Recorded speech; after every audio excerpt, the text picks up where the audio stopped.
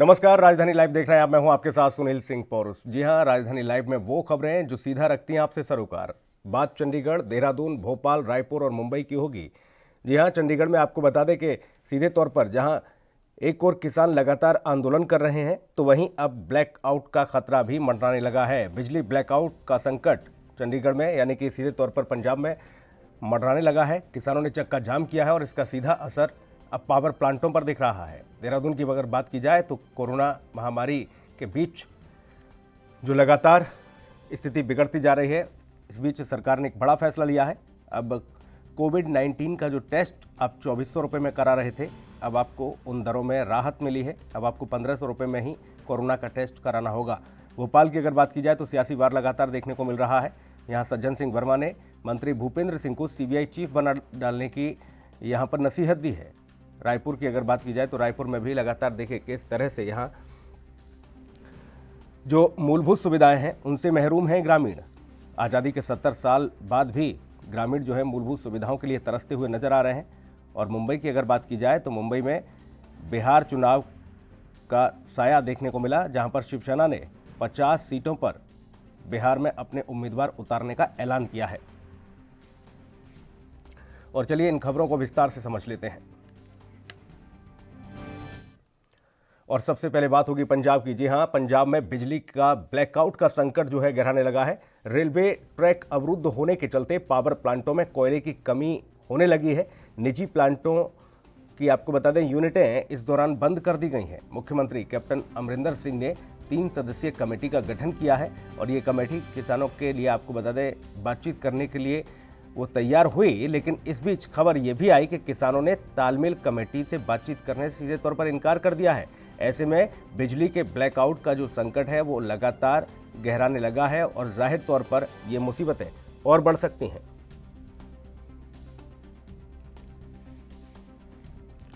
तो पंजाब में बिजली के ब्लैकआउट का संकट गहराने लगा है। रेलवे ट्रैक अवरुद्ध होने के चलते पावर प्लांटों में कोयले की कमी आने लगी है। निजी प्लांटों की कई यूनिटें इस दौरान बंद हो गई हैं। मुख्यमंत्री कैप्टन अमरिंदर सिंह ने 3 सदस्यीय कमेटी का गठन किया है। ये कमेटी किसानों से बातचीत करेगी, लेकिन खबर ये भी है कि किसानों ने तालमेल कमेटी से बातचीत करने से सीधे तौर पर इनकार कर दिया है। ऐसे में बिजली के ब्लैकआउट का जो संकट है और ज़्यादा गहरा सकता है पंजाब में।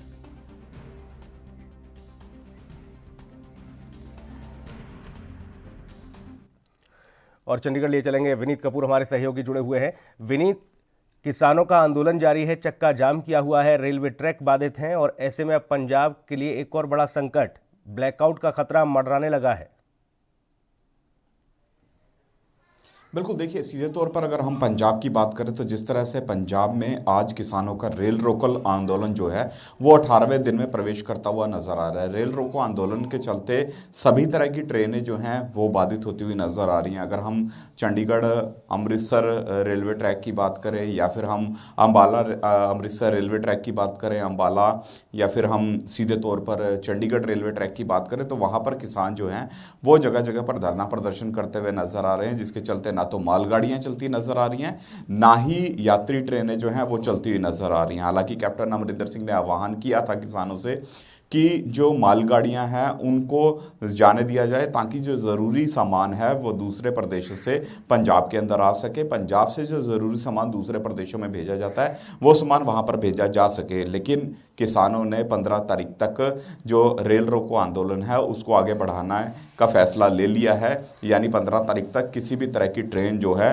वो इन रेल मार्गों पर चलती हुई नज़र नहीं आएगी, जिसके वजह से जो पंजाब है इसके अंदर बिजली ब्लैकआउट का खतरा जो है वो मंडराता हुआ नज़र आ रहा है। क्योंकि बिजली ब्लैकआउट की बात करें तो दूसरे प्रदेशों से पंजाब के अंदर कोयला जो है वो मालगाड़ियों के माध्यम से पंजाब आता है। तो ऐसे में जिस तरह से मालगाड़ियां अवरुद्ध हैं तो कोयला जो है पिछले काफ़ी दिनों से पंजाब के अंदर नहीं आता हुआ नज़र आ रहा है, जिसके चलते सरकारी और प्राइवेट यूनिटों की बात करें तो कई यूनिटें जो पावर प्लांट हैं उनकी बंद हो चुकी हैं। और इस वक्त की अगर हम बात करें तो पंजाब में तकरीबन 1553 जो कह सकते हैं किलोवाट बिजली की ज़रूरत थी, जिसकी आपूर्ति अभी तक सिर्फ 1255 के हिसाब से हुई है। जिसमें नेशनल जो ग्रिड हैं वहाँ से बिजली ली जा रही है, हाइड्रो प्रोजेक्ट हैं वहाँ से बिजली ली जा रही है, हाइड्रोजन के या फिर परमाणु के जो प्रोजेक्ट हैं वहाँ से बिजली ली जा रही है। तो इन प्रोजेक्टों के माध्यम से बिजली तो ली जा रही है, लेकिन अभी भी आपूर्ति जो है वो पूरी होती हुई नज़र नहीं आ रही है, जिसके बाद कहीं ना कहीं जो कैप्टन सरकार है उन्होंने ये भी फैसला लिया है कि इस माह में किसानों को जो 5 घंटे बिजली दी जाती थी, उस बिजली की जो समय सीमा है उसमें कुछ कटौती की गई है। अब किसानों को 2 घंटे बिजली जो है वो दी जा रही है। हालांकि अभी इसकी आधिकारिक पुष्टि नहीं की गई है, अभी केवल 2 घंटे बिजली देने की बात की गई है। लेकिन हाँ, दूसरी तरफ किसानों की बात करें तो किसान ये ज़रूर कहते हुए नज़र आ रहे हैं कि इस तरह के बयान देते हुए कैप्टन सरकार जो है वो लोगों को किसानों के विरोध में खड़ा करने का प्रयास करती हुई नज़र आ रही है, क्योंकि अगर बिजली कट लगते हैं या फिर ब्लैकआउट की सिचुएशन खड़ी होती है तो फिर लोग जो है वो किसानों को जिम्मेदार ठहराएंगे। हालांकि यही देखने वाली बात रहेगी कि तालमेल कमेटियां जो हैं वो कई पार्टियों की तरफ से स्थापित की गई हैं। कैप्टन सरकार ने 3 मंत्रियों की तालमेल कमेटी स्थापित की है। इसी तरह से शिरोमणि अकाली दल ने भी किसानों के साथ एक बातचीत करने के लिए अपने सीनियर नेताओं की ड्यूटी लगाई है, ताकि इस तरह का तालमेल किया जाए कि पंजाब में किसान जो प्रदर्शन कर रहे हैं इसका केंद्र पर प्रभाव पड़ता नजर आए। पंजाब में जो ये कहीं ना कहीं प्रोटेस्ट हो रहा है इसका पंजाब वालों को नुकसान ना हो, तो इस तरह की व्यवस्थाएं की जाए, इस तरह की रणनीति बनाई जाए। हालांकि बैठकों का ज़रूर बायकॉट किसान कर चुके हैं, लेकिन एक बड़ा संकट पंजाब में बिजली खतरे का मंडराता हुआ नजर आ रहा है। अगर आने वाले समय में पंजाब के जो थर्मल प्लांट हैं उनको कोयला मिलता हुआ नजर नहीं आता। जी, समाधान क्या है विनीत, कैसे? क्योंकि सरकार ने तो तालमेल कमेटी गठित की और सीधे तौर पर किसानों ने इनकार कर दिया बातचीत करने से। ऐसे में समाधान क्या होगा?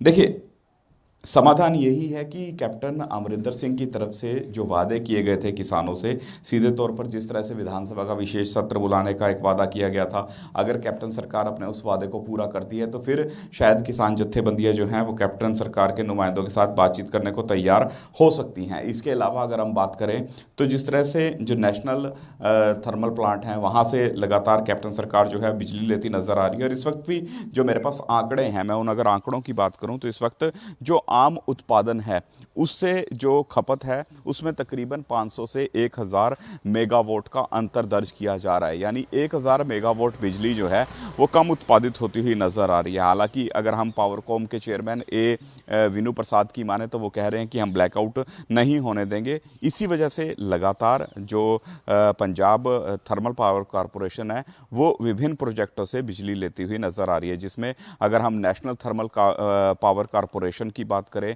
तो जिस तरह से पिछले जो आंकड़े निकल कर सामने आए हैं 114 लाख यूनिट उनसे ली गई है। बीबीएमबी से बात करें तो 132 लाख यूनिट जो है वो उनसे ली जा रही है। इसके अलावा जो राजपुरा थर्मल प्लांट है उसकी 2 यूनिटों से पावरकॉम को 158 लाख यूनिट मिले हैं। इसी तरह से तलवंडी साबो की बात करें तो वहाँ से तकरीबन 190 लाख के आसपास जो यूनिट है वहाँ से लिए। गोविंदवाल शाही प्लांट से 34 लाख के आसपास यूनिट जो है वो बिजली हासिल की गई है। यानी ओवरऑल अगर हम बात करें तो 1255 लाख यूनिट बिजली जो है वो फिलहाल पंजाब को सप्लाई होती हुई इन पावर ग्रिडों से नज़र आ रही है। लेकिन अगर हम खपत की बात करें तो तकरीबन 1553 लाख यूनिट की ज़रूरत है, और आने वाले दिनों में ये खपत जो है वो और बढ़ती हुई नज़र आएगी, क्योंकि आने वाले दिनों में जिस तरह से 15 तारीख से स्कूल कॉलेजेस जो हैं वो ओपन होते हुए नज़र आएंगे। इसके अलावा अगर हम प्रदेश के अंदर जो कह सकते हैं बड़े मॉल्स हैं उनके अंदर जो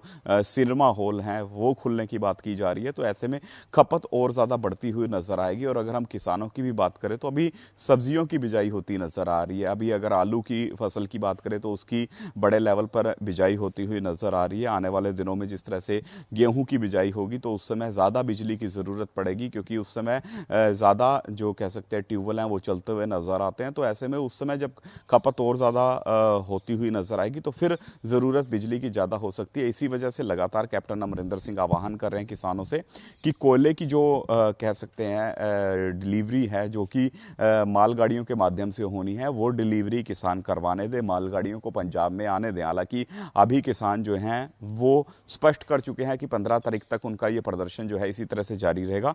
15 के बाद वो सोचेंगे कि क्या इस पर विचार करने की ज़रूरत है या फिर नहीं, क्योंकि पंजाब पर इसका प्रभाव सीधे तौर पर पड़ना शुरू हो चुका है। लेकिन केंद्र पर कितना प्रभाव पड़ता है इन प्रदर्शनों का, ये आने वाला समय बता पाएगा। जी, तो कोई पूरी तरह से ऐसा तो नहीं है कि स्थायी तौर पर ये व्यवस्था हो। अस्थायी तौर पर अभी तो बिजली ले ली जा रही है, लेकिन समाधान नहीं हुआ तो वहाँ से भी बिजली शायद हो सकता है कि न जी मिले आने वाले समय में। फिर क्या होगा? देखिए देखिए सीधे तौर पर अगर हम नेशनल ग्रिडों की बात करें तो वहाँ से ज़रूर पंजाब को पर्याप्त बिजली जो है वो मिल सकती है। और इस बात को किसान भी भली भांति जानते हैं कि जब तक नेशनल ग्रिड मौजूद है तब तक अगर पंजाब का एक भी थर्मल प्लांट नहीं चलता तो भी पंजाब को उसकी उत्पादन और आपूर्ति के अनुसार बिजली जो है वो इन नेशनल ग्रिडों से मिल सकती है। अभी भी जिस तरह से तकरीबन अगर हम बात करें 1250 हज़ार यूनिट के आसपास बिजली की जो कहीं ना कहीं खपत थी उसको पूरा करने का प्रयास जो पावरकॉम महकमा है वो करता हुआ नजर आया। हालांकि अगर हम खपत की बात करें तो 1555 के आसपास थी, लेकिन फिर भी 1200 1250 के आसपास बिजली जो है उसकी कहीं ना कहीं आपूर्ति की गई है। तो ऐसे में एक बड़ा प्रदर्शन है और इसी प्रदर्शन के चलते फिलहाल कहीं ना कहीं पावरकॉम महकमा जो है वो ज़रूर प्रभावित होता हुआ नजर आ रहा है, क्योंकि कई यूनिट्स जो हैं वो बिजली की बंद होती हुई नजर आ रही बिल्कुल। हैं। कई अगर हम प्राइवेट थर्मल प्लांटों की बात करें, सरकारी थर्मल प्लांटों की बात करें, उनकी कई यूनिट जो हैं वो कोयले की कमी की वजह से बंद होती नजर आ रही हैं। तो ऐसे में यही देखने वाली बात रहेगी कि आने वाले समय में किस तरह के प्रयास किए जाते हैं, किस तरह से बिजली की जो खपत है उसको पूरा किया जाता है ताकि लोग जो हैं वो प्रभावित होते नजर ना आए। ये एक बड़ा सवाल बनता हुआ नजर आ रहा है। लेकिन ओवरऑल अगर हम सिचुएशन की बात करें तो काफ़ी पैनिक वाली सिचुएशन है। इसी वजह से मंत्रियों की तालमेल कमेटी बनाई गई है कि आने वाले 1 या 2 दिनों में किसानों की विभिन्न जत्थेबंदियों के जो पदाधिकारी हैं उनसे बातचीत करो और हल निकालने का प्रयास करो ताकि पंजाब को इस ब्लैकआउट के खतरे से उबारा जा सके। जी बिल्कुल, जाहिर तौर पर विनीत, और इस समस्या का जल्द से जल्द समाधान करना होगा, क्योंकि आने वाले समय में कोरोना महामारी से उबरते हुए जब प्रदेश प्रगति की राह पर बढ़ेगा तो बिजली एक बड़ा संकट पैदा कर सकती है, किसानों का आंदोलन एक बड़ा संकट पैदा कर सकता है और ऐसे में रफ्तार फिर रुक जाएगी। इस लिहाज से भी और तमाम सारी अव्यवस्थाओं को न पनपने देने के साथ ही व्यवस्थाओं को व्यवस्थित करने के लिए सरकार को और भी तमाम सारे कदम उठाने होंगे। बहुत धन्यवाद विनीत आपका तमाम महत्वपूर्ण जानकारी के लिए। बात उत्तराखंड की होगी। आपको बता दें कि प्रदेश में कोरोना जांच की दरों में यहाँ पर घटोतरी की गई है। उत्तराखंड में सरकार ने निजी लैब के लिए जांच दरों में कमी करके जनता को राहत दी है। अब ये दर 1500 रुपये प्रति सैंपल कर दी गई, जबकि इसमें पहले आपको बता दें कि कोरोना की जांच के लिए करीब 2400 रुपये चुकाने पड़ते थे। पर्वतीय क्षेत्रों में ये दर अब 1600 रुपये प्रति सैंपल होगी। उत्तराखंड में कोविड-19 का प्रकोप दिन प्रतिदिन बढ़ता जा रहा है, लिहाजा सरकार के इस कदम की काफ़ी सराहना भी हो रही है। आपको ये भी बताते चलें कि सितंबर माह में जहां पर प्रतिदिन 900 से ज़्यादा मामले सामने आ रहे थे, तो वहीं अब अक्टूबर माह में ये आंकड़ा घटते हुए औसतन करीब 544 रह गया है। चिंता का विषय ये भी है कि कोरोना के मामले घटने के बावजूद कोरोना से हो रही मौतों का आंकड़ा कम नहीं हो रहा। सितंबर में प्रतिदिन औसतन 11 मरीज कोरोना काल में मौत के मुंह में समा रहे थे और अक्टूबर में ये रफ्तार अभी भी जस की तस बनी है। यानी कि कोविड-19 को रोकने में जितनी कामयाबी मिल रही है उससे कहीं ज़्यादा कोरोना के मरीजों को बचाने में भी हो रही है, क्योंकि जो आंकड़ा है, जो औसतन मरीजों की जान लेने का जो आंकड़ा है वो अभी भी बरकरार है। देहरादून लिए चलेंगे। प्रतीक हमारे सहयोगी जुड़े हुए हैं। प्रतीक, बड़ी राहत दी है, एक बड़ा कदम उठाया सरकार ने। अब 2400 रुपये की जगह 1500 और 1600 रुपये में ही कोविड की जांच होगी, लेकिन इस कदम से कितनी राहत मिल रही है और आम आदमी की प्रतिक्रियाएं क्या है प्रतीक? बिल्कुल सुनील, सरकार का ये सराहनीय कदम है और साथ ही जिस तरीके से जो कोरोना का जो आंकड़ा बढ़ रहा है, ऐसे में सरकार ने जो कीमतें दर कम किए हैं वो कहीं ना कहीं राहत भरे हैं, क्योंकि लगातार जो जनता है वो साफ तौर पर कहती नजर आ रही थी कि सरकार ने जो निजी लैबों की जो रेट दाम तय किए हैं वो 2400 जो आंकड़े हैं वो अब कम हुए हैं। ऐसे में राहत की खबर देखी जा सकती है। फिलहाल मैं आंकड़ों की अगर बात करूं, तकरीबन चौवन हजार का ये आंकड़ा पहुंच चुका है। रिकवरी रेट काफी अच्छा देखा जा सकता है सुनील, तकरीबन 83% का ये रिकवरी रेट है। लिहाजा इसके कि सरकार अब इस पर कड़े कदम उठाती हुई नजर आ रही है। खासतौर पर जो 1500 का जो आंकड़ा पहुंचा है वो शहरी इस निजी लैबों के लिए पहुंचा है। साथ ही जो ग्रामीण क्षेत्र है, ग्रामीण क्षेत्रों में 1640 का ये रेट तय किया गया है, जिससे लोगों को काफी राहत मिलती नजर आएगी। क्योंकि जिस तरीके से अगर देखा जाए सितंबर माह में जहां पर ये जो आंकड़ा तकरीबन संक्रमण जो हो रहा था वो तकरीबन 1000 की जांच की जा रही थी, वहीं अब जांचों में भी कमी देखने को मिल रही है। ऐसे में जांच बढ़ेगी जिससे लोगों को जो कोरोना के आंकड़े जो बढ़ रहे थे, जो कहीं न कहीं उसमें अब राहत मिलती नज़र आएगी। 5.0 की गाइडलाइंस के तहत लोग सोशल डिस्टेंस का जो पालन नहीं कर पा रहे थे, लापरवाही भी देखने को साफ तौर पर मिल रही थी। ऐसे में सरकार ने एक बड़ा कदम उठाकर कहीं न कहीं अपनी साफ तौर पर दिखाते हुए नज़र आया कि जनता के हित में लगातार वो काम कर रहे हैं। ऐसे में निजी लैब के साथ-साथ आपको बता दूं, बेडों की संख्या भी लगातार बढ़ाई जा रही है। स्वास्थ्य व्यवस्थाओं को पहाड़ों क्षेत्रों में बढ़ाने के प्रयास पूरी तरीके से सरकार करती नज़र आ रही है। जी, सुनील। प्रतीक, एक चीज़ और जरा दर्शकों को स्पष्ट तौर पर बता दें कि ये जो रेट रखा गया है ये प्राइवेट का है, सरकारी का है, क्योंकि सरकार तो फ्री में टेस्ट कराती है। जाहिर तौर पर, सीधे तौर पर जितने भी कोविड के मरीज हैं उनके लिए तो सरकार की तरफ से तमाम व्यवस्थाएं हैं, फिर चाहे वो इलाज से लेकर और जांच पड़ताल की बात हो। लेकिन जो दरों का यहाँ पर घटोतरी की है, ये दरें प्राइवेट वालों के लिए हैं, किस तरह से है ये और ज़रा स्पष्ट करें पूरे तौर पर। सुनील, ये आपको बता दूं, ये निजी लैब के लिए ही रेट तय किए गए हैं, जो कि जिस तरीके से देखा जाए सरकार की तरफ से जो सरकारी कोविड-19 टेस्ट होने थे उसमें कहीं ना कहीं बेटिंग के तौर पर चलता नजर आ रहा है। काफी बड़ी संख्या में बेटिंग है। ऐसे में जो निजी लैब में जो व्यवस्थाएं थी उनको व्यवस्थाओं को दुरुस्त करने के लिए ऐसा किया गया, क्योंकि आम लोग जहां पे कोविड के टेस्ट नहीं करा पा रहे थे, ऐसे में वो निजी लैबों में जाकर करा सकते हैं। जिनकी जो असमर्थ है वो कहीं ना कहीं सरकार की सरकारी जो व्यवस्थाएं हैं उसके अनुरूप जाते हैं, लेकिन जो निजी लैब में जाना चाहते हैं उनको काफी दिक्कतों का सामना करना पड़ता था। साथ ही आपको बता दूं, जो बाहर से आने वाले लोग हैं उनको निजी लैब के तहत अगर कोविड-19 टेस्ट कराना होता तो वो काफी महंगा हुआ करता था। तो ऐसे में जो तकरीबन 1500 रुपए का जो चार्ज रखा गया है, तो वो कहीं ना कहीं उन लोगों के लिए राहत भरा होगा, क्योंकि दिक्कतें लगातार सरकार के साथ भी नजर आ रही थी, क्योंकि जो सरकारी लैबें हैं उनमें लगातार बेटिंग का दौर है। बड़ी संख्या में लोगों की बेटिंग लगी हुई थी। ऐसे में जो आम लोग हैं उनको दिक्कतें हो रही थी। ऐसे में वो निजी लैब का रुख कर सकते हैं, चाहे वो ग्रामीण क्षेत्र हो या फिर शहरी क्षेत्र में हो। जी, लेकिन प्रतीक, इस बात को कैसे सुनिश्चित किया जाएगा कि जो रेट निर्धारित किए गए हैं, जो लैब संचालक हैं, जो टेस्टिंग लैब को चला रहे हैं ये लोग, वो उसी तरह से जो सरकार ने नियम जारी किया, जो घटोतरी की, उसी तरह से वसूली करेंगे? क्योंकि अक्सर करके ये देखने को मिलता है कि सरकार ने जो नियम और जो दरें निर्धारित की होती हैं उससे कहीं ज़्यादा ये लोग संचालित करते हुए लैबों को, और जितने भी इन लोगों के पास पहुंचते हैं मरीज, उनसे अधिक पैसा लिया जाता है। इसके लिए कोई सुनिश्चितता, इसके लिए कोई ऐसी गाइडलाइन कि अगर कहीं ज़्यादा पैसे की वसूली होती है इन नियमों के बाद भी, तो वहाँ शिकायत कर सके कोई जाकर, क्योंकि इनका अंधा खेल जारी है सीधे तौर पर। प्रतीक, बिल्कुल बिल्कुल सुनील, इस तरीके की अभी कई कई मामले सामने आए थे जहां पर स्वास्थ्य विभाग ने लगातार इन पर कार्रवाइयां भी की थी। निजी लैबों की अगर लापरवाही की मैं बात करूं, निजी लैबों में जो जिस तरीके से किट पहनकर एक जांच की जानी थी उसको लेकर कहीं ना कहीं लापरवाही देखने को मिली थी। ऐसे में कुछ निजी लैबों पर प्रतिबंध भी लगाया गया था और साथ ही इनको सीज भी किया गया था। और दामों की बात अगर की जाए, दामों को लेकर कहीं ना कहीं प्रशासन पूरी सख्ती के साथ एहतियात बरतते हुए निजी लैबों का लगातार चेकिंग का दौर भी लगातार कर रहे हैं। स्वास्थ्य विभाग हो या तमाम जो आला अधिकारी हैं उन निजी लैबों का लगातार मुआयना भी करते नजर आ रहे हैं। अभी बीते दिनों पहले ही कुछ मामले ऐसे सामने आए थे जहां पर शिकायतें की थी, जो दरें हैं उन दरों को बढ़ाकर कहीं ना कहीं जांचें की जा रही हैं। तो प्रशासन पूरी तरीके से नजर बना के रखे हुए है। साथ ही जिस तरीके से जो रेट तय किए गए हैं, इसके आगे अगर आगे ज्यादा रेट लिए जाते हैं तो कहीं ना कहीं इन निजी लैबों पर कार्रवाई भी होगी। जी प्रतीक, ये सुनिश्चित किया गया है कि कितनी ऐसी निजी लैब होंगी जो कि कोरोना महामारी के बीच और जांच पड़ताल कर सकती हैं मरीजों की? इसका कोई डेटा है, या फिर जगह जगह जो आपने देखा होगा कि हर एक गली नुक्कड़ पर एक टेस्टिंग लैब खुल जाता है और वहां पर मनमाने तरीके से पैसे की भी वसूली होती है? प्रतीक,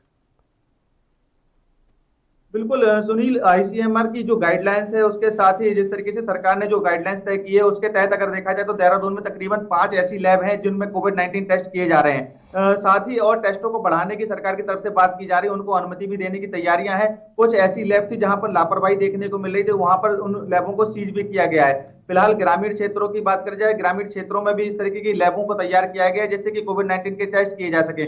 मोबाइल वैन अगर देखा जाए तो मोबाइल वैन को अभी कुछ दिन पहले ही मुख्यमंत्री त्रिवेंद्र सिंह रावत ने उसका उद्घाटन किया था, जिसमें उधर कोविड-19 टेस्ट किया जा सकता है। तमाम तरह के प्रयास लगातार सरकार करती नजर आ रही है। खासकर जो आला अधिकारी हैं, स्वास्थ्य विभाग के आला अधिकारी हैं, उनकी टीम को भी गठित किया गया है। साथ ही में जो लापरवाही करते नजर आएंगे उन पर लगातार तत्काल कार्रवाई भी की जा रही है। बीते दिनों पहले भी कार्रवाई हुई थी। ऐसे में प्रशासन का साफ तौर पर कहना है कि कहीं कोई लापरवाही ना की जाए, क्योंकि कोविड-19 टेस्ट के जो प्रक्रिया थी, जो कर्मचारी वो कोविड-19 जो टेस्ट कर रहे थे वो कहीं ना कहीं लापरवाही करते नजर आ रहे थे, जिससे कि और ज्यादा संक्रमण फैलता नजर आ रहा था, जिसके चलते कहीं ना कहीं ये कार्रवाइयां हुई हैं। ऐसे में सख्ती के साथ प्रशासन पूरा काम करता नजर आ रहा है प्रदेश में। जी प्रतीक, घर घर जांच होगी, ये अभियान भी चलाया गया सरकार के द्वारा कि घर घर जाकर कोविड-19 का परिवारों का जो है वो टेस्ट होगा। इसमें कोई तेजी, क्योंकि गरीब आदमी तो 1600 रुपये भी नहीं दे पाएगा, 1500 नहीं दे पाएगा, 1000 नहीं, 500 भी नहीं दे पाएगा। वो तो फिर वेटिंग लिस्ट में ही इंतज़ार करेगा कि कब वेटिंग खत्म होगी, उसके बाद वो जांच पड़ताल कराएगा और तब तक हो सकता है कि उसके साथ कोई अनहोनी हो जाए। बिल्कुल बिल्कुल सुनील, लापरवाही कहीं ना कहीं पहले शुरू में देखने को इस तरीके की मिली थी, जहां पर रैपिड एंटीजन बॉडी टेस्ट होना था सरकार की तरफ से। सरकार ने इसको लेकर भी एक दाम तय किए गए थे, तकरीबन 800 रुपए का ये दाम तय किया गया था। इसके बाद इस दामों को घटाने के अभी प्रयास सरकार ने लगातार किया है। अगर मोबाइल वैन घर घर जाने की अगर मैं बात करूं, घर घर जो टेस्ट होने थे वो एंटीजन बॉडी टेस्ट के साथ साथ जो थर्मल स्कैनिंग की जानी थी वो थर्मल स्कैनिंग की बात की गई थी सरकार की तरफ से, लेकिन वो कहीं ना कहीं वो पूरा होता नहीं दिखा है, क्योंकि आंगनबाड़ी तमाम जो कार्यकर्ता हैं उनको इस तरीके से कामों को लगाया गया था। लेकिन जहां पर सरकार मुख्यमंत्री त्रिवेंद्र सिंह रावत ने कहा था पूरे प्रदेश में 10 दिनों के अंदर थर्मल स्कैनिंग का काम करेंगे, लेकिन ऐसा कहीं होता दिखा नजर नहीं आया था। फिलहाल डॉक्टर्स की टीम को तैनात किया गया है। डॉक्टर्स की कमी भी उत्तराखंड में देखने को मिली है। ग्रामीण क्षेत्रों की अगर बात करें तो वहां पर डॉक्टर नहीं पहुंचते हैं, लिहाजा लोगों को काफी दिक्कतों का इसका सामना करना पड़ता है। लेकिन सरकार पूरी तरीके से दुरुस्ती के साथ काम करती नजर आ रही है। सरकार का साफ तौर पर कहना है कहीं कोई लापरवाही नहीं होगी। ऐसे में लगातार सरकार कोविड-19 जो लैबें हैं उसको कहीं ना कहीं उद्घाटन करती नजर आ रही है। बीते दिनों पहले मोबाइल वैन का उद्घाटन किया था। अब ऐसे में कुंभ की जो तैयारियां हैं उसको लेकर भी दुरुस्त के साथ स्वास्थ्य विभाग लगातार अपनी नजर बनाए हुए। प्रतीक, देखिए सबसे बड़ी लापरवाही तो सीधे तौर पर सरकार की ये देखने को मिली जांच होगी प्रतीक के ये कोई जनगणना का काम नहीं था कि जाइए और घर घर जनगणना कर लीजिए। आंगनबाड़ी कार्यकर्ताओं को लगा दिया टेस्टिंग के लिए। महामारी थी, इससे निपटने के लिए तमाम एक्सपर्टों की टीम रखी जा रही थी और जो जांच के साथ साथ अब ऐसे में आंगनबाड़ी कार्यकर्ता जाकर जांच पड़ताल करेगी तो कैसे ये सुनिश्चित किया जाए कि वो तमाम नियमों का खुद पालन करेगी, कैसे वो जांच ठीक तरीके से कर पाएगी। और मैं फिर कहूँगा ये कोई जनगणना का काम नहीं है, सरकार को गंभीरता से सोचना होगा। प्रतीक, बिल्कुल बिल्कुल सुनील, इस बात से सुनिश्चित सरकार को खुद करना होगा, क्योंकि आंगनबाड़ी कार्यकर्ता अगर कहीं ना कहीं वो भी संक्रमण होती है तो ये काफी बड़ा खतरे का माहौल होगा। ऐसे में सरकार ने जिस तरीके से जो निर्णय लिए थे, फिलहाल इन निर्णयों को शायद सरकार ने वापस भी लिया है, जिसके बाद थर्मल स्कैनिंग का काम पूरा नहीं हो पाया। लेकिन जो बॉर्डर पे चेकिंग होनी थी उस बॉर्डर का चेकिंग का लगातार दौर लगा हुआ था। स्वास्थ्य विभाग की टीम लगातार उधर पर तैनात थी। थर्मल स्कैनिंग का काम हो, एंटीजन बॉडी टेस्ट का काम हो, लगातार सरकार की तरफ से किया जा रहा था। लेकिन लापरवाही आम जनता में भी देखने को सुनील मिली है, जहां पर 5.0 की गाइडलाइंस आई है, जिसके बाद लोगों में लापरवाही देखी गई है। सोशल डिस्टेंस का पालन वो करते हुए नहीं दिख रहे हैं। बड़ी संख्या में लोगों का चालान हुआ है। राजस्व की बढ़ोतरी भी इसमें हुई है। तकरीबन 12 करोड़ रुपए सरकार की तरफ से आए, जहां पर मास्क का प्रयोग ना करते हुए चालान हुआ है। साथ ही जो लापरवाही है सोशल डिस्टेंस को लेकर हुई है, उसको लेकर बड़ी संख्या में लोगों सरकार ने चालान भी किया है। तो कहा जा सकता है जहां एक तरफ सरकार की शुरू में लापरवाही देखने को मिली है, भाई आम जनता भी अब इस पर लापरवाही करता हुआ नजर आ रहा है। और ऐसे में लिहाजा जो आंकड़े बढ़ रहे हैं वो कहीं ना कहीं चिंताजनक है। मृत्यु दर लगातार बढ़ती जा रही है। तकरीबन 11 लोग प्रतिदिन इस कोविड-19 की चपेट में आकर मौत के मुंह में समाते हुए नजर आ रहे हैं। बिल्कुल प्रतीक, देखिए जब तक भय नहीं होगा तब तक आम जनता जो है लापरवाही की इंतहा करती रहेगी। चालानी कार्रवाई हो जिससे सरकार को भी राजस्व मिले और ऐसे लोग जो लापरवाही कर रहे हैं उनको सबक मिले कि लापरवाही करना कितना बड़ा नुकसान है। वो खुद के साथ साथ अपने परिवार की भी जिंदगी को खतरे में डाल रहे हैं। इसलिए सरकार को यह भी सुनिश्चित करना होगा और सीधे तौर पर जिसने मास्क नहीं लगाया है और जिसने नियमों का पालन नहीं किया है उसके ऊपर तत्काल प्रभाव से कार्रवाई हो। लेकिन समस्या दूसरी है, दोहरा रवैया देखने को मिलता है प्रतीक, जहां अगर एक तरफ सभा हो जाए कि माननीय मंत्री जी या फिर पार्टी के नेता अगर बैठक कर दें तो वहां पर नियमों का उल्लंघन हो जाता है। ये भी तो एक बड़ी विडंबना है। बहुत शुक्रिया प्रतीक आपका तमाम महत्वपूर्ण जानकारी के लिए। वक्त एक ब्रेक का है, जल्द लौटेंगे।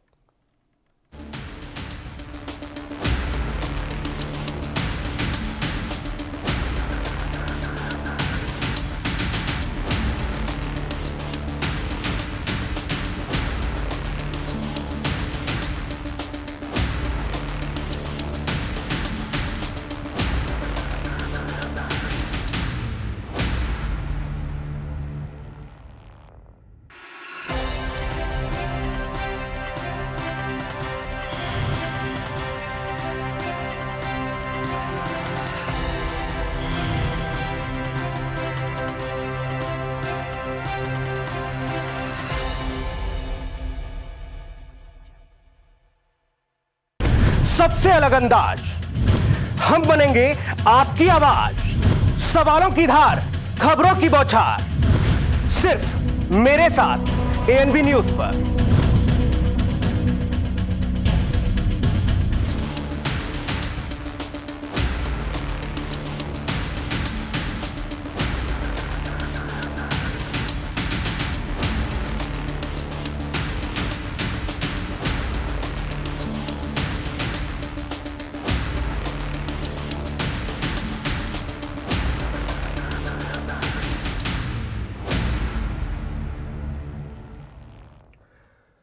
ब्रेक के बाद स्वागत है आपका और बात होगी मध्य प्रदेश की। मध्य प्रदेश में नगरीय प्रशासन मंत्री भूपेंद्र सिंह की अद्भुत क्षमता को देखते हुए कांग्रेस के वरिष्ठ नेता सज्जन सिंह वर्मा ने केंद्र सरकार से मांग की है कि भूपेंद्र सिंह को सीबीआई चीफ बनाया जाए।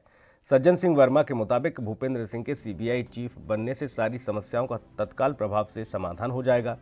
वर्मा ने कहा है कि उनकी क्षमता के हिसाब से नगरीय प्रशासन विभाग बहुत छोटा विभाग है। तो सीधे तौर पर चुटीले अंदाज में सज्जन सिंह वर्मा ने ये टिप्पणी की है। उन्होंने कहा कि भूपेंद्र सिंह को सीबीआई चीफ बना दिया जाए ताकि तमाम समस्याओं का समाधान वो कर देंगे। नगरीय प्रशासन तो बहुत छोटा सा विभाग है, ऐसे में भूपेंद्र सिंह को बड़ी जिम्मेदारी निभाते हुए उनको सीबीआई का चीफ बना देना चाहिए। आपको ये बता दें कि प्रदेश में 28 सीटों पर उपचुनाव है और ऐसे में एक दूसरे पर वार प्रतिवार लगातार चलता हुआ नजर आ रहा है। नेताओं की तरफ से कटाक्ष होते नजर आ रहे हैं। अब कांग्रेस के दिग्गज नेता, वरिष्ठ नेता सज्जन सिंह वर्मा ने नगरीय प्रशासन मंत्री भूपेंद्र सिंह पर तीखा हमला किया है। उन्होंने कहा कि उनकी क्षमता को देखते हुए, उनकी कार्यशैली को देखते हुए उनको सीबीआई चीफ बना देना चाहिए, क्योंकि नगरीय प्रशासन उनके हिसाब से बहुत छोटा विभाग है। तो मध्य प्रदेश में नगरीय प्रशासन मंत्री भूपेंद्र सिंह की अद्भुत क्षमता को देखते हुए कांग्रेस के वरिष्ठ नेता सज्जन सिंह वर्मा ने केंद्र सरकार से मांग की है कि भूपेंद्र सिंह को सीबीआई चीफ बनाया जाए। सज्जन सिंह वर्मा के मुताबिक भूपेंद्र सिंह के सीबीआई चीफ बनने से सारी समस्याओं का तत्काल प्रभाव से समाधान हो जाएगा। वर्मा ने कहा कि उनकी क्षमता के हिसाब से नगरीय प्रशासन विभाग बहुत छोटा विभाग है। अब ऐसे में उन्होंने कहा है कि भूपेंद्र सिंह को सीबीआई चीफ बना दिया जाए। केंद्र सरकार से मैं गुजारिश करता हूं कि भूपेंद्र सिंह की क्षमता को देखते हुए उन्हें सीबीआई का चीफ बना दिया जाए। वो तत्काल प्रभाव से सभी समस्याओं का समाधान कर देंगे। तो चुटीले अंदाज में यहाँ पर कमेंट करते हुए नजर आए, टिप्पणी करते हुए नजर आए कांग्रेस के वरिष्ठ नेता सज्जन सिंह वर्मा। भूपेंद्र सिंह को बनाया जाए सीबीआई चीफ, वर्मा ये कहते नजर आए।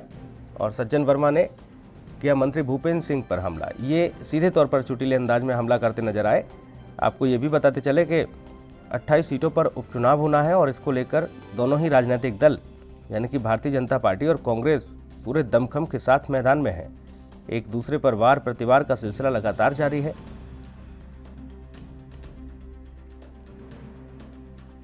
अब ऐसे में कांग्रेस की ओर से सज्जन सिंह वर्मा ने सीधे तौर पर नगरीय प्रशासन मंत्री भूपेंद्र सिंह पर हमला किया।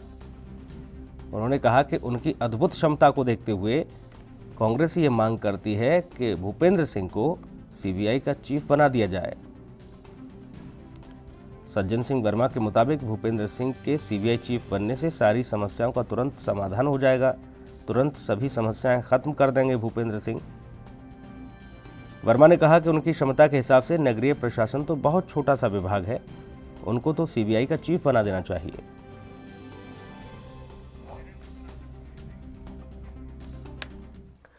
और भोपाल लिए चलेंगे, समझेंगे कि आखिर किस वजह से ये टिप्पणी की गई भूपेंद्र सिंह पर सज्जन सिंह वर्मा की ओर से। शैलेंद्र हमारे सहयोगी जुड़े हुए हैं। शैलेंद्र, आखिर कौन सी ऐसी बात थी जिसके लहजे में, जिसके एवज में ये कहा गया कि सीबीआई का चीफ बना दिया जाए भूपेंद्र सिंह को? सज्जन सिंह वर्मा ये कहते नजर आए।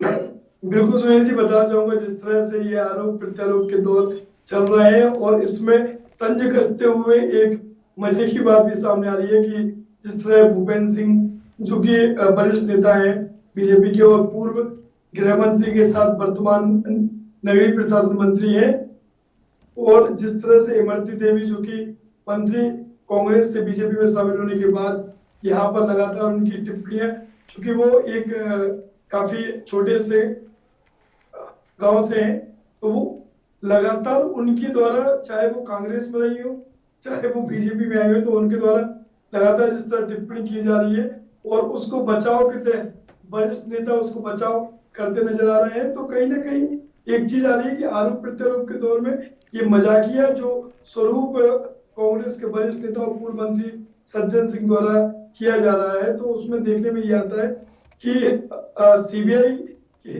सीबीआई के तहत पूर्व मंत्री को जिस तरह बोलने की सीबीआई बनाया जाए, वो जांच कर रहा है और सीधा फैसला सुना रहा है, तो इस पर ये तंज किया जाए। लेकिन सुनील जी, बड़ी सवाल ये आएगा कि जिस तरह से चुनाव में विकास के मुद्दे थे वो कहीं ना कहीं विलुप्त होते नजर आ रहे हैं, और दूसरी ओर अगर हम देखें तो जनता के साथ अभी कोरोना काल में जिस तरह से उनको आर्थिक तंगी और तमाम मूलभूत सुविधाओं से जूझना पड़ रहा है, तो वो भी एक बड़ा सवाल है। और इसके तहत यह भी देखने में आता है कई जगह अपराध जैसे मामले सामने आते हैं, जैसे कि कल भी हमने एएनबी न्यूज पर एक मामला दिखाया था जिसमें शिकायतकर्ता हो या पत्रकार हो, उन पर लगातार हमले होते नजर आते हैं और यहाँ पर हत्या भी कर दी जाती है। लेकिन उस ओर प्रशासन शासन का गौर नहीं है, और न ही लोगों की मान्यता को जिस तरह से संसार करने वाली है घटना हुई है, उस पर एएनबी न्यूज के बाद उस पर मतलब एक्शन लिया जाता है और जो आरोपी हैं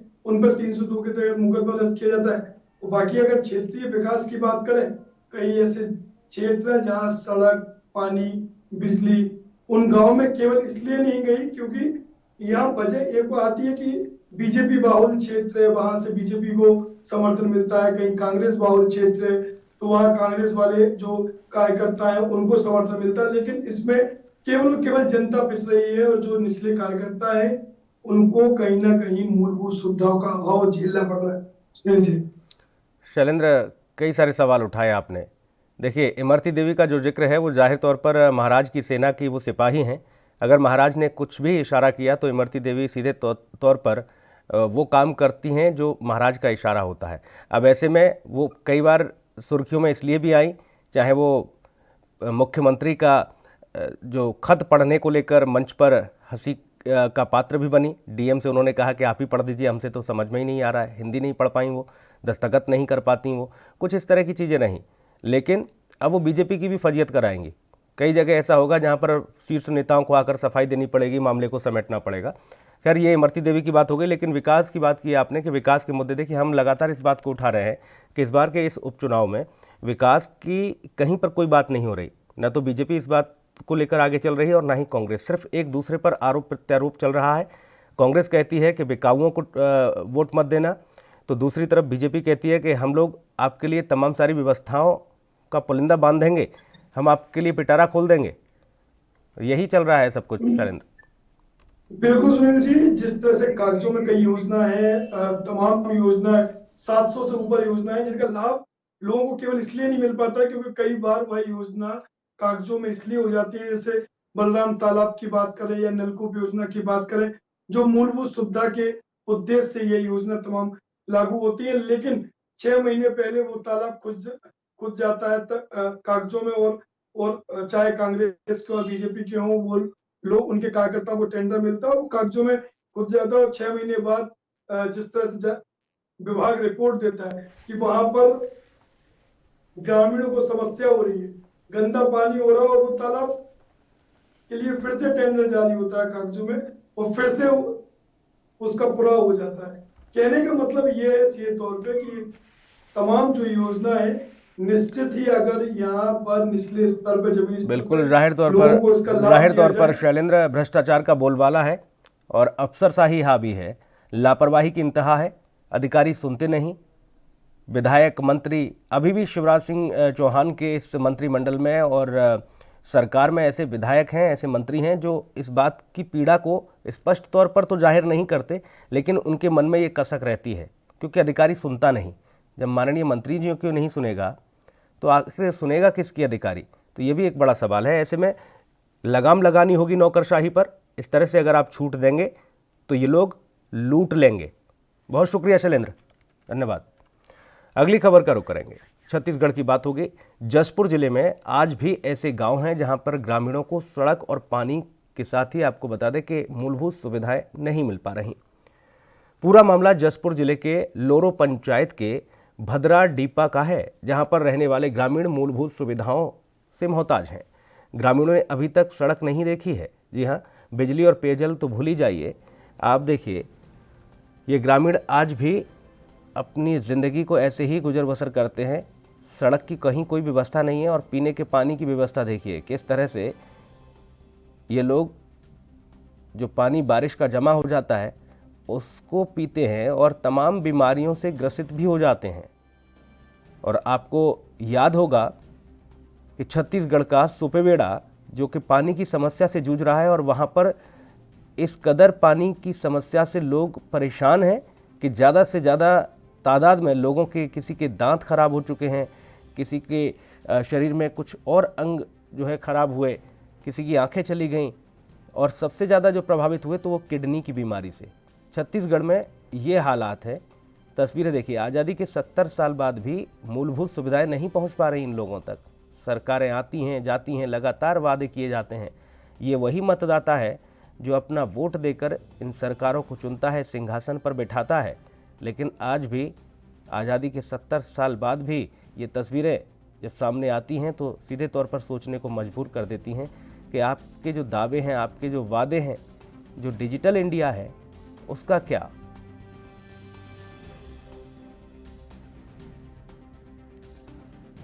ग्रामीणों के लिए सड़क नहीं, पीने का पानी नहीं, बिजली नहीं, तमाम अव्यवस्थाओं का आलम देखने को मिल रहा है।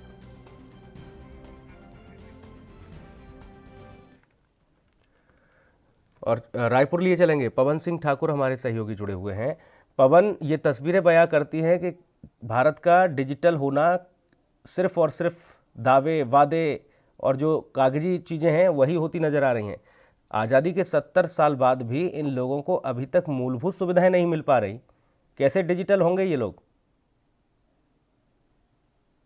छत्तीसगढ़ का जो जसपुर जिला है, जसपुर जिले के भादरा जो है वो वहाँ के ग्रामीण आज पानी, बिजली और अपनी जो मूलभूत सुविधाएं, सड़कें, उनके लिए आज भी मोहताज है। उन्हें पगडंडी रास्तों में चलना पड़ता है, कुएं से या तालाब से उन्हें पीने का पानी लाना पड़ता है। और बिजली की बात की जाए तो बिजली खंभे तो लगा दिए गए हैं जरूर, लेकिन जो है आज उन्हें चिमनी जला के गुजारा करना पड़ता है। वहाँ पर दावे बहुत की जाती है, चाहे विधानसभा हो, लोकसभा चुनाव या पंचायत के चुनाव हो। ग्रामीणों को लुभाने वादे तो बहुत से मिलते हैं, लेकिन वो वादे कभी पूरे होते नहीं। पवन, क्या कुछ दलीलें मिलती हैं जब इस तरह की तस्वीरें सामने आती हैं और हुक्मरानों से जब आप पूछते हैं, क्या दलीलें देते हैं ये लोग?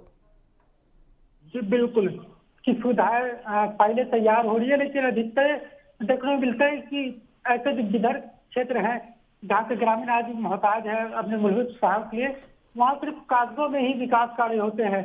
हकीकत देखने में वहाँ पर पूरे ग्राउंड जीरो होते हैं। वहाँ पर जनप्रतिनिधि वादे तो बहुत हुए वहाँ पर।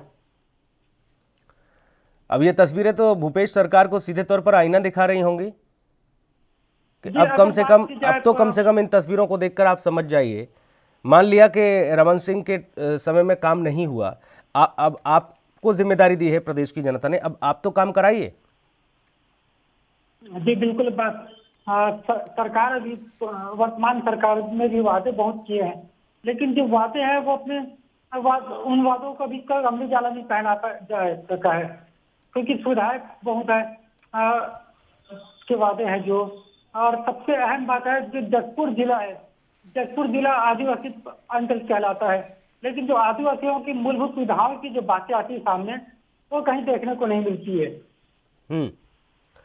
यहाँ से तो बीजेपी के 9 सांसद हैं पवन, क्या सांसदों को भी इस ओर ध्यान नहीं देना चाहिए? जसपुर से अगर मुझे जहाँ तक याद आ रहा है तो बीजेपी की ही सांसद हैं गोमती साय। जी बिल्कुल, वहाँ पर जो कांग्रेस के विधायक और भाजपा के सांसद है, लेकिन जो सुविधाओं की बात की जाए वो सिर्फ कागजों में और सिर्फ चुनावी वादों तक ही सीमित हो जाते हैं वहाँ पर विकास कार्य। क्योंकि हमने अधिकतर ग्रामीण अंचलों में जो चुनाव के समय हो, या क्योंकि ग्रामीण अंचल के जो लोग होते हैं वो बहुत भोले भाले होते हैं, वो बड़ी जल्दी लोगों की बातों में आ जाते हैं, और जनप्रतिनिधि है जो अपनी बातों में इन्हें उलझा लेते हैं, मीठी मीठी बातें करके इन्हें अपने वोट बैंक का ही यूज करते हैं इन्हें।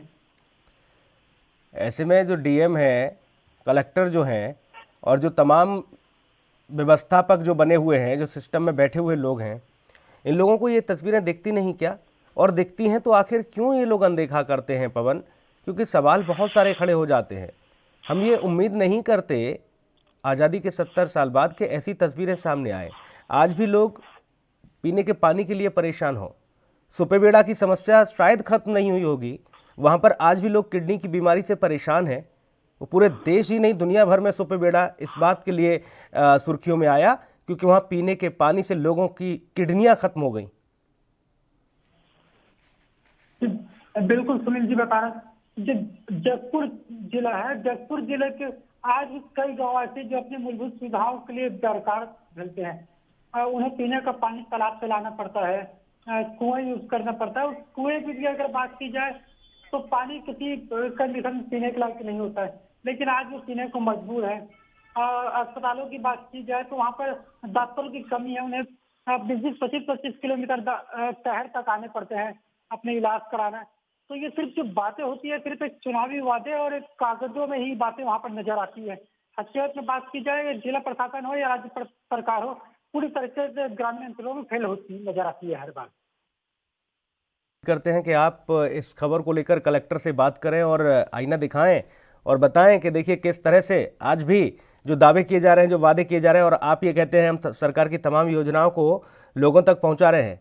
हालात ये हैं कि पीने का पानी नहीं है, बिजली सड़क तो भूल ही जाइए। बहुत शुक्रिया पवन।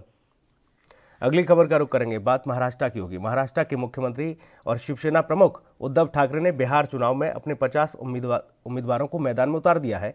चुनाव आयोग की ओर से उन्हें बिस्किट चुनाव निशान मिला है। जी हां, चुनाव चिन्ह की अगर बात की जाए तो उन्हें बिस्किट दिया गया, जिसे लेकर शिवसेना में नाराजगी जाहिर तौर पर देखने को मिल रही है। शिवसेना ने चुनाव आयोग को पत्र लिखकर ट्रैक्टर, गैस सिलेंडर या बैग जैसे चुनाव चिन्ह का यहाँ पर सीधे तौर पर पत्र लिखा है और मांग की है कि ऐसे चुनाव चिन्ह हमें दीजिए, जबकि चुनाव आयोग ने बिस्किट दे दिया है।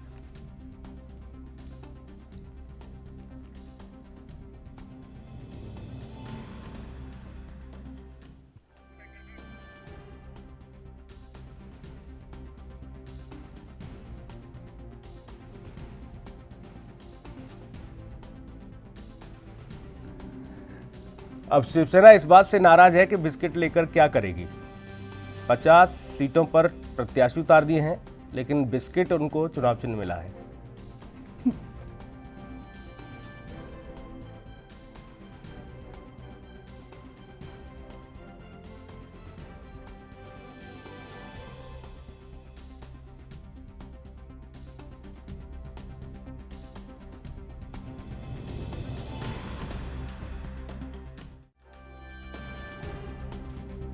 महाराष्ट्र के मुख्यमंत्री शिवसेना प्रमुख उद्धव ठाकरे ने बिहार चुनाव में अपने 50 उम्मीदवारों को मैदान में उतारा है। चुनाव आयोग की ओर से उन्हें बिस्किट चुनाव चिन्ह मिला है, जिसे लेकर शिवसेना ने नाराजगी जाहिर की है।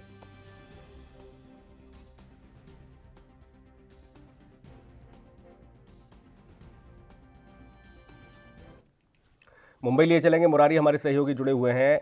मुरारी, सीधे तौर पर देखने को मिल रहा है शिवसेना प्रमुख उद्धव ठाकरे, महाराष्ट्र के मुख्यमंत्री, नाराज हो गए हैं। 50 उम्मीदवार उन्होंने मैदान में उतार दिए। जी सुनील, बिल्कुल सही कहना है। महाराष्ट्र के मुख्यमंत्री ने पहली बार बिहार चुनाव में 50 सीट पर चुनाव लड़ने की तैयारी की थी और इसके लिए उन्होंने चुनाव आयोग को बाकायदा पत्र लिखा था। उस पत्र में किसान चलाता ट्रैक्टर, गैस चूल्हा और बैग, ऐसे 3 निशानी, चुनाव निशानी की उन्होंने मांग की थी, लेकिन जो है उनको चुनाव निशानी बिस्किट मिला है, जिसे लेकर के शिवसेना काफी खफा है और उन्होंने दोबारा चुनाव आयोग को पत्र लिखा है। कल जिस तरीके से शिवसेना नेता बात करते हुए उन्होंने कहा कि ये जो कुछ हो रहा है केंद्र के इशारे पे हो रहा है, जबकि उन्होंने पहले ही चुनाव निशानी के लिए चुनाव आयोग के सामने प्रस्ताव रखा था कि इन 3 निशानियों में से उन्हें कोई निशानी दी जाए, लेकिन बिस्किट जो निशानी मिली है उसे लेकर शिवसेना पक्ष प्रमुख उद्धव ठाकरे भी काफी खफा है। जी मुरारी, सीधे तौर पर अब तक तो राजनीतिक पार्टियां, राजनेता जनता को लॉलीपॉप देते थे, लेकिन चुनाव आयोग ने तो शिवसेना को बिस्किट ही दे दिया। जी, ये कहना गलत नहीं होगा। लगातार इसकी आलोचना भी हो रही है। जिस तरीके से शिवसेना ने साफ तौर पर चुनाव आयोग पर आरोप लगाया है, वहीं सोशल मीडिया पर इसकी मस्करी भी उड़ाई जा रही है कि लगातार शिवसेना जिस तरीके से महाराष्ट्र में विवादों में चल रही है, चाहे वो सुशांत का मामला हो, चाहे महाराष्ट्र में सरकार बनाने का मामला हो, कोरोना का मामला हो, महाराष्ट्र का आरक्षण का मुद्दा जो मराठा का है, तो ऐसे तमाम चीजों में जहां एक तरफ घिरी हुई है, वहीं बिहार में चुनाव लड़ने की जो भूमिका शिवसेना ने बनाई थी, क्योंकि शिवसेना अब जिस तरीके से बीजेपी से अलग हुई है, तो कहीं ना कहीं वो अलग अलग पार्टियों के साथ संपर्क बनाना चाहती है, और यही वजह है कि वो और राज्यों में अपना पैर पसारना चाहती है। हालांकि शिवसेना की जो निशानी है वो धनुष और बाण है, लेकिन उन्हें दूसरे राज्य में चुनाव लड़ने के लिए जो नियम है उसके तहत उन्हें बिस्किट चुनाव निशानी मिली है, जो उनके लिए काफी हद तक सही नहीं माना जा रहा है। और यही वजह है कि महाराष्ट्र के मुख्यमंत्री शिवसेना पक्ष प्रमुख उद्धव ठाकरे भी काफी नाराज हैं। जी मुरारी, विपक्षी जितने भी हैं, जो भी शिवसेना से जो जिनकी नाराजगी होती है, वो सीधे तौर पर हंसते हुए नजर आ रहे हैं और कह रहे हैं कि शिवसेना को तो बिस्कुट मिल गया।